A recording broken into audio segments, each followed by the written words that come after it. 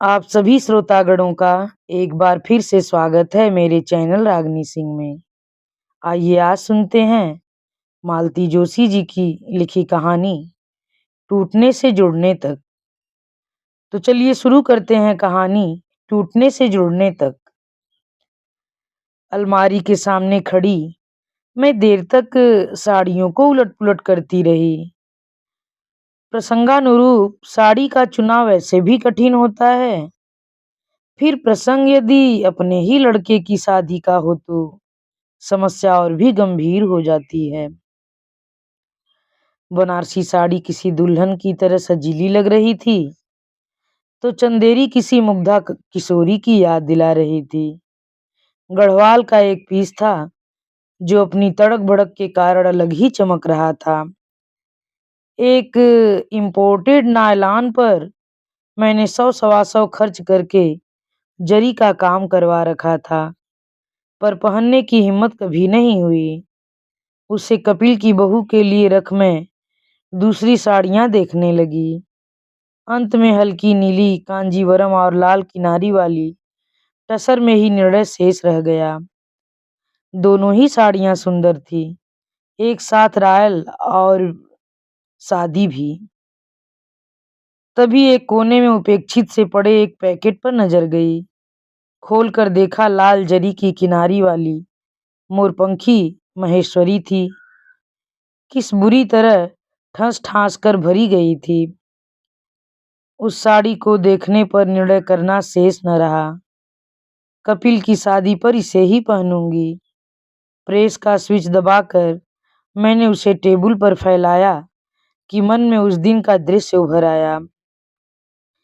मैं शाम की चाय की तैयारी में व्यस्त थी कि सहसा कपिल ने पीछे से आकर एक हाथ से मेरी आंखें बंद की थीं और एक हाथ से मेरे इर्द गिर्द रेशमी पल्ला लपेटने का हास्यास्पद प्रयत्न किया था।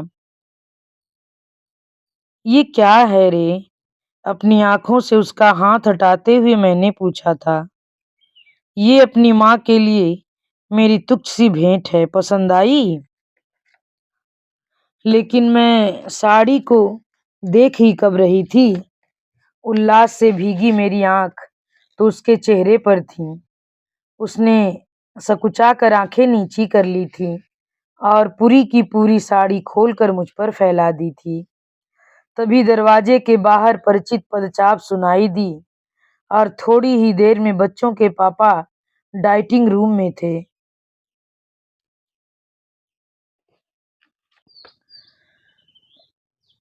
थोड़ी ही देर में बच्चों के पापा डाइनिंग रूम में थे। ये क्या फैंसी ड्रेस कर रखा है? आते आते ही उन्होंने कहा। ये कपिल शैतानी कर रहा है, मैंने जल्दी जल्दी अपने को मुक्त करते हुए कहा। साड़ी को झट से समेटकर कपिल कमरे के बाहर खिसक गया। जाते जाते मेरी ओर उसने अनुनय भरी दृष्टि से देखा और मैंने बात वहीं समाप्त कर दी। चाय के बाद उन्होंने मेरे हाथ में लिफाफा दिया। घर खर्च की रकम होती थी उसमें। और तब मुझे याद आया, उस दिन पहली तारीख थी, कपिल को पहली तनख्वाह मिली होगी और सबसे पहले वह अपनी माँ के लिए भेंट लाया है। अभिमान से मेरा गला भर आया। साड़ी को तहाते हुए मैंने सोचा, कितनी अभागी है वह माँ जो संतान के प्रति अपने अभिमान में पति को साझीदार नहीं बना सकती। कपिल की पहली तनख्वाह इनके लिए कोई मतलब नहीं रखती थी। वे उसकी नौकरी से खुश नहीं थे।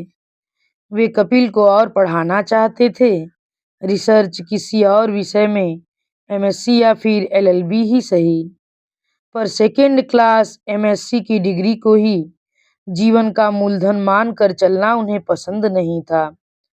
और कपिल था कि कॉलेज का मुंह न देखने की कसम खा चुका था। 8 महीने के अनवरत परिश्रम के बाद उसे मेडिकल प्रतिनिधि की यह नौकरी मिली थी। पिता ने कहीं भी उसके लिए एक शब्द भी खर्च नहीं किए। इन 8 महीनों में लड़का जिस मानसिक यंत्रणा से गुजर रहा था, उसकी एकमात्र साक्षी मैं थी। इसीलिए उसकी यह नौकरी मेरे लिए अभिमान का, आनंद का विषय थी। कपिल का और मेरा एक स्वतंत्र संसार था। भाई से बेहद प्यार करते हुए भी अक्सर अनिल को अपने में शामिल नहीं कर पाता था।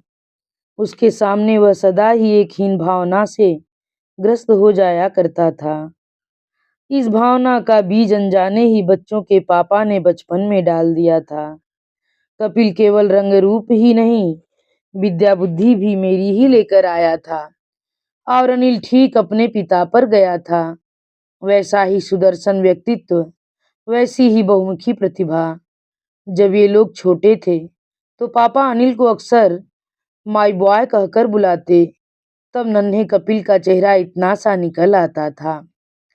एक उम्र को छोड़कर वह भाई के सामने छोटा पड़ जाता। यूं कहने को वह कभी फेल नहीं हुआ। कक्षा के डल विद्यार्थियों की सूची में भी उसका नाम नहीं था। पर पापा की अपेक्षा के अनुरूप असाधारण प्रतिभा का स्वामी भी वह नहीं था। उन दिनों रिजल्ट का दिन मेरे लिए सबसे दर्दनाक होता था। अपनी अपनी प्रगति पुस्तिकाएं लेकर वे लगभग कूद कर ही गाड़ी से उतरते और दौड़कर पापा को घेर लेते। सबसे पहले रिजल्ट देखा जाता अनिल का, फिर उसे ढेर सी शाबाशी देकर वे कपिल की तरफ मुखातिब होते। कहिए बरखुरदार, आप क्या झंडे गाड़ कर आए हैं? इन शब्दों में एक क्षोभ, निराशा और तिरस्कार का जो सम्मिश्रण होता, उससे मैं तो क्या, नन्हा कपिल भी आहत हो जाता। बड़ा होते होते कपिल इस प्रसंग से इतना भय खाने लगा था कि उसका रिजल्ट पापा तक पहुंचाने का काम मुझे ही करना पड़ता। अपनी सारी निराशा मुझ पर उड़ेल कर वे जो कुछ कहते, वह मैंने कपिल तक कभी नहीं पहुंचाया। पर मन में यही आता कि भगवान, यह लड़का किसी औसत बुद्धि वाले, साधारण महत्वाकांक्षा रखने वाले व्यक्ति के यहाँ क्यों नहीं पैदा हुआ? वहां कम से कम इसके गुणों की परख तो होती। ठीक ऐसी ही बात अपने लिए भी तो कई बार सोची है मैंने। उस सर्वगुण संपन्न व्यक्ति के सामने मेरा अपना व्यक्तित्व इतना क्षुद्र हो गया है कि सारी जिंदगी अपने पर शर्म करते ही बीती है। मम्मी, ओ डियर मम्मी, अनिल ने मुझे झकझोरते हुए कहा। कैसी समाधि लगाकर बैठ गई तुम? कब से आवाज दे रहा हूँ। यूं ही जरा सोचने लगी, पर तूने अपना यह क्या हुलिया बना रखा है? उसके धूल सने बालों और कपड़ों को देखकर मैंने पूछा। ऊपर मजदूरी जो कर रहा था, बस अभी नहा धोकर जेंटलमैन बना जाता हूँ। फिक्र मत करो, दूल्हे का भाई ही लगूंगा, नौकर नहीं। उसने हंसते हुए कहा। ऊपर का काम क्या अभी खत्म नहीं हुआ है? अभी अभी हुआ है। सब लोगों को आदमी बनने के लिए घर भेज दिया है। वे लोग 8 बजे वही मंडप में पहुंच जाएंगे और हम लोग 7 बज चलेंगे। तुम पहले चलकर ऊपर इंस्पेक्शन तो करो। दादा भाई का रंगमहल देखो मैंने कैसा सजाया है। शैतान, मैंने उसका कान मलते हुए कहा, पर वह मुझे खींचकर ऊपर ले ही गया। सचमुच ऊपर वाली मंजिल पहचानी नहीं जा रही थी। सफेदी और वार्निश की गीली गंध हवा में थी, पर खुशी के मौके पर वह भी अच्छी लग रही थी। कागज के वंदनवार और बिजली के लट्टुओं की मालाएं सारी छत को घेर कर झूल रही थी। और कपिल का कमरा पर्दों से लेकर कारपेट तक सब नया था। घड़ी, ट्रांजिस्टर, बुक शेल्फ जैसी कुछ वस्तुएं पहले वाली थीं, पर उन्हें इतना चमकाया गया था कि अलग नहीं लग रही थी। लैंप शेड और टेबल फैन मेरे कमरे से स्मगल किया गया था। बेंत की एक कुर्सी पर कपिल बैठा था, बड़ी मासूम सी शक्ल बनाए हुए। इन्हें देखो मम्मी, अनिल ने कहा, यहाँ सुबह से जान हलकान किए हुए हैं, पर कसम ले लो जो ये एक बार भी मुस्कुराए हों। इस बात पर कपिल कुछ नहीं बोला, सिर्फ अनिल को पकड़कर गले से लगा लिया।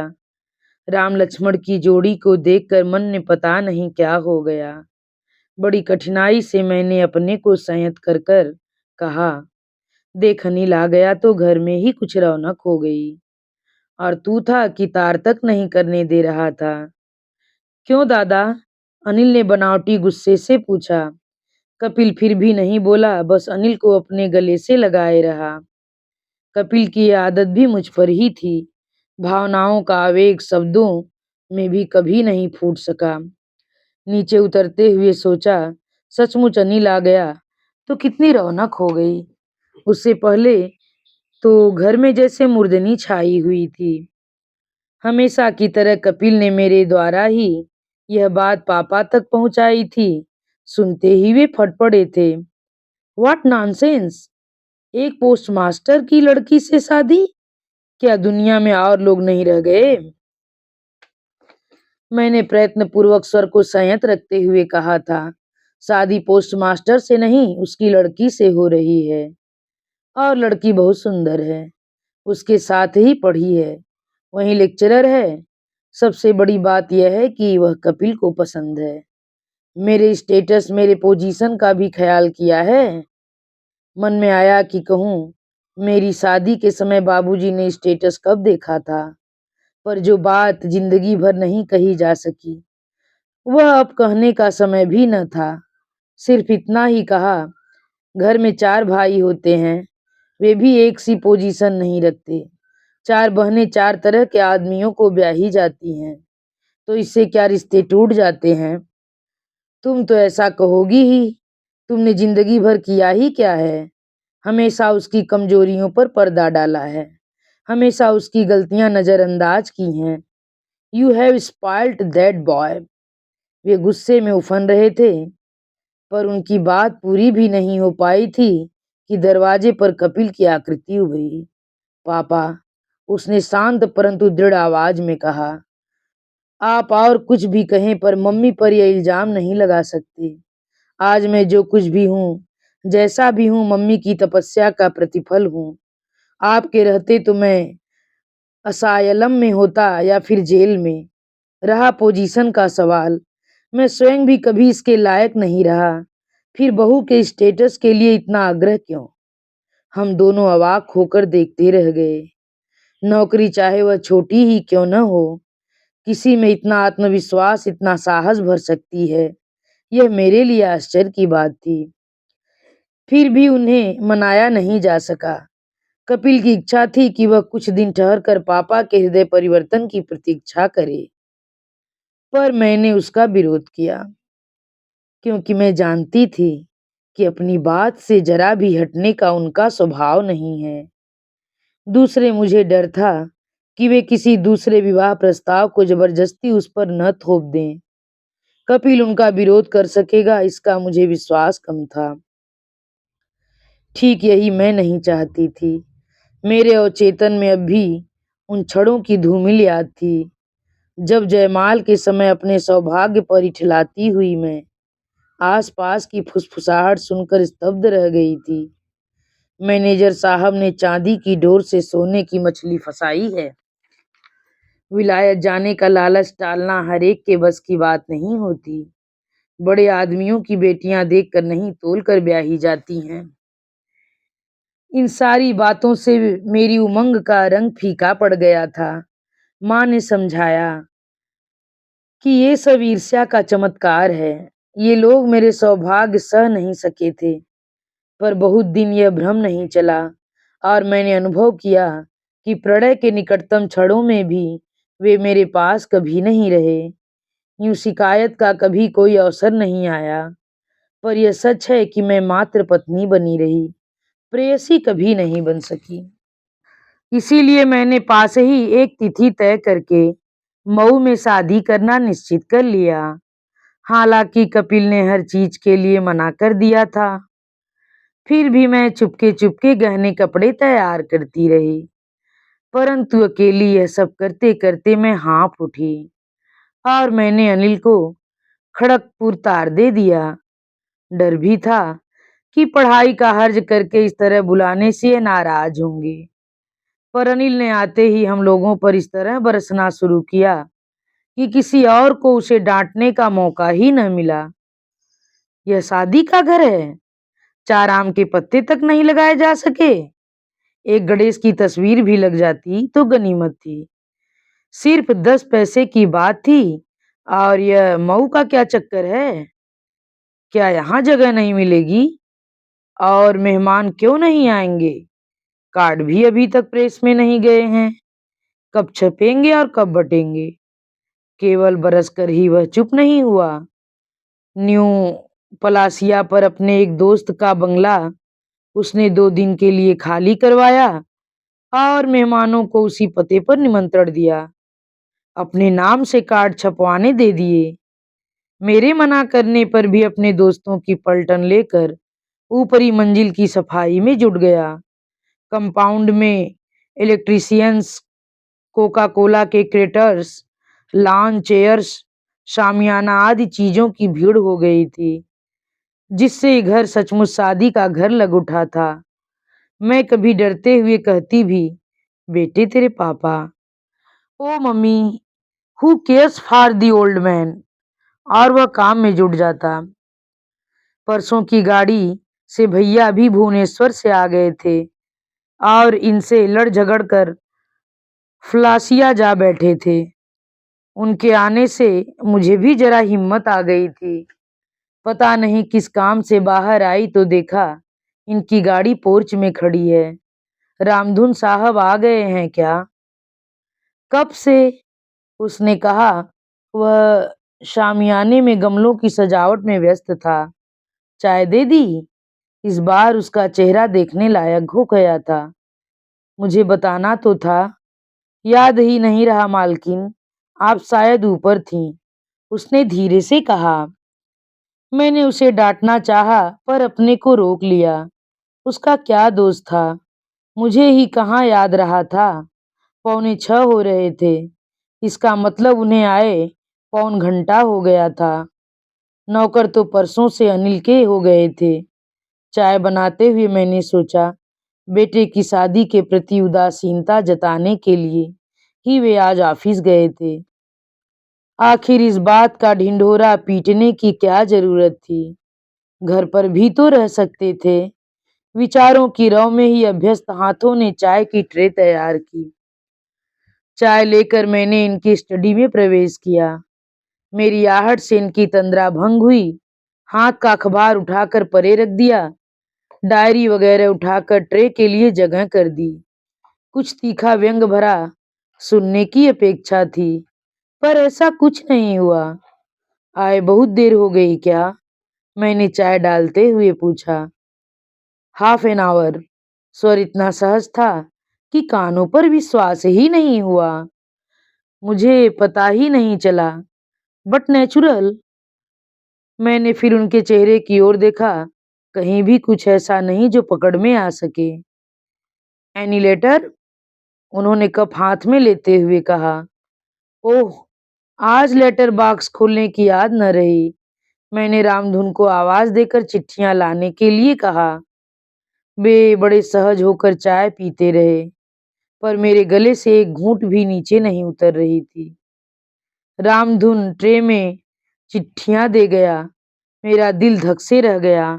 सबसे ऊपर कपिल की शादी का निमंत्रण था, जिसमें होस्ट के स्थान पर अनिल का नाम था। इन्होंने पत्रिका पढ़ी, लिफाफे में रखी और दूसरा पत्र पढ़ने लगे। फिर तीसरा, जैसे कुछ ही हुआ ही नहीं।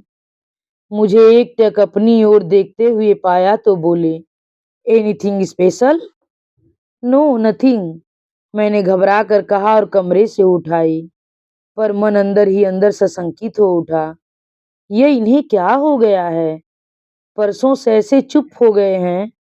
नाराज होना तो दूर, किसी अप्रिय बात की चर्चा तक नहीं करते। ऐसा तो इनका स्वभाव नहीं था।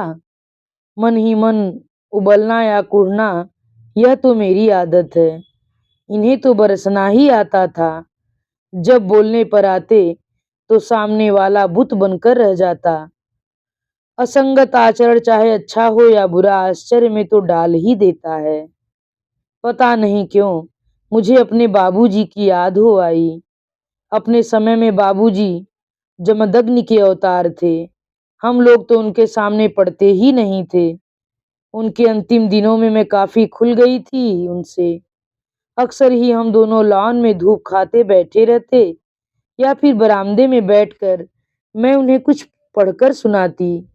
भाइयों के बच्चे फिल्मी गानों पर थिरकते हुए आसपास निकलते रहते। भाभियां स्लीवलेस पहनकर ऊंचे जूड़े बनाकर खुले सिर अपने अपने पतियों के साथ बाहर आती जाती। घर में दिन भर ठहाके गूंजते रहते, पर बाबूजी कुछ न कहते। एक मृगराज पर कोई संस्कृत का श्लोक सुनाया। एक बार मैंने इस बात को लक्ष्य कर कुछ कहा भी, तो बाबूजी ने नखदंत विहीन मृगराज पर कोई संस्कृत का श्लोक सुनाया। बाबूजी के पोपले मुख से वह श्लोक और भी करुण लग उठा था। इसी के साथ उन्होंने यह भी कहा था, बेटा, तेरी माँ नहीं रही, अब किसी से क्या कहना क्या सुनना। इस प्रसंग की अनायास याद आने से मैं चौंक उठी। जूड़ा बनाकर साड़ी पहनने जा रही थी, पर मन इतना उदास हो आया कि साड़ी को गोद में लेकर पलंग पर बैठी रही। यह अकेले पड़ जाने का बोझ, क्या यही उन्हें भीतर तक मथ गया है? क्या यही उनके चुप हो जाने के मूल में है? वे चाहते तो सारा आयोजन उखाड़ फेंक सकते थे, तब मुझे आश्चर्य भी न होता। पर यह चुपचाप सह जाना,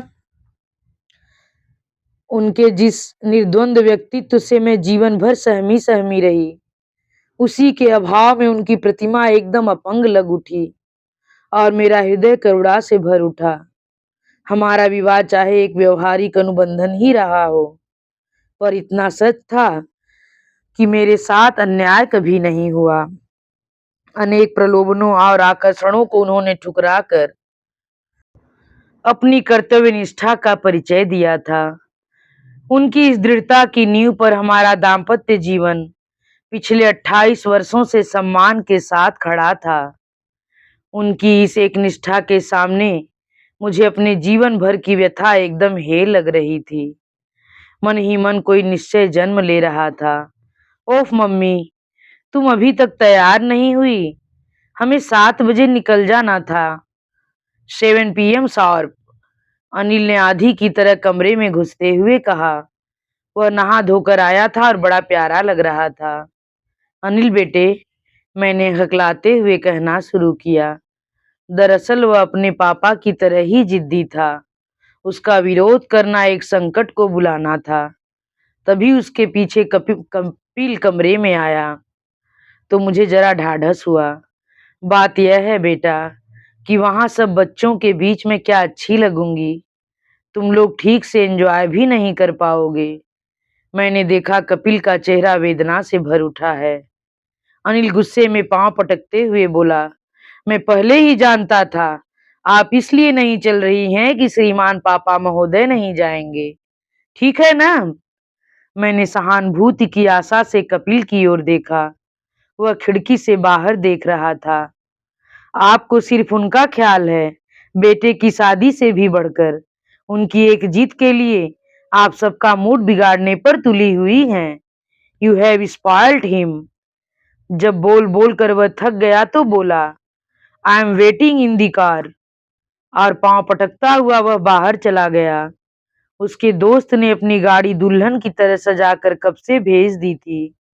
अनिल के बाहर जाने से वातावरण का तनाव कुछ कम हुआ। मैंने कपिल की ओर देखा। उसकी आंखें डबडबा आई थीं, होंठ थरथरा रहे थे। मम्मी प्लीज, उसने कहा और चुप हो रहा। ज्यादा बोलना उसकी आदत में नहीं थी। उसे अपने अंक में भरते हुए मैंने कहा, कपिल बेटे, आज तुम मेरी बात नहीं समझोगे, पर कल को 7 फेरे पड़ जाने के बाद तुम्हें इसकी सच्चाई का पता लगेगा। तुम ही बताओ, मैं उन्हें अकेला कैसे छोड़ दूं? तुम्हारे साथ अनिल है, तुम्हारे मामा हैं, दोस्त है, और सबसे बढ़कर अनुराधा है। उनके साथ कौन है? बेटे, विवाह केवल प्रणय का बंधन ही तो नहीं है, इससे भी आगे बहुत कुछ है। एक दूसरे को सहारा देने की शर्त है। मेरी बात समझ रहे हो ना? कपिल बिना कुछ कहे मेरे पैरों पर झुक आया। मेरे अनगिनत आंसू आशीर्वाद बनकर उसके माथे पर कर पड़े। अच्छा चलूं मम्मी? उसने भर्राए गले से कहा। जाने से पहले अपने पापा के पैर नहीं छुओगे? मैंने पूछा। उसने व्यथित होकर मेरी ओर देखा, पर मुझे मालूम था मेरी बात वह ठुकरा नहीं सकता। अनिल होता उसकी जगह तो शायद मैं कहती भी नहीं। वे आराम कुर्सी पर लेटे पुस्तक पढ़ रहे थे। मैं कुर्सी की पीठ पकड़कर खड़ी हो गई। मुझे याद आया बचपन में इन बच्चों की जब पापा के इल्जाम में पेशी होती, मैं उनके पीछे खड़ी रहती। मेरी उपस्थिति से वे लोग आश्वस्त अनुभव करते। आज स्थिति दूसरी थी, इसीलिए शायद मैं इनके पीछे खड़ी थी। कपिल जा रहा है, मैंने कहा। उन्होंने पुस्तक आंखों से हटाई ही थी कि कपिल चरणों में था। खुश रहो, खुश रहो, वे एकाएक व्यस्त होकर बोल उठे। शायद वे इस स्थिति के लिए तैयार नहीं थे। हो सकता है कि यह मेरा भ्रम ही हो, पर मुझे लगा उनकी आवाज कांप गई थी। कपिल के सिर पर रखा उनका हाथ भी थरथरा रहा था। डू कम पापा प्लीज, कपिल ने कहा। उसकी आवाज भी भर्राई हुई थी। श्योर श्योर, इन्होंने कहा, पर इसके पहले ही कपिल कमरे से बाहर था।